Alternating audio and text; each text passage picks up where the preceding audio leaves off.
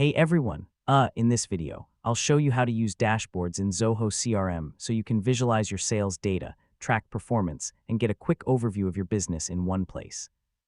First, sign in to your Zoho CRM account. From the dashboard, click on the Dashboards module in the main menu. Next, click Create Dashboard or select an existing one if you already have dashboards set up. Now choose a layout for your dashboard. Zoho CRM lets you arrange multiple widgets so you can display charts, graphs, KPIs, and reports in one screen. After that, add widgets to your dashboard. You can include sales reports, lead conversion charts, deal pipelines, or any custom report you've already created. Once everything is set, click Save.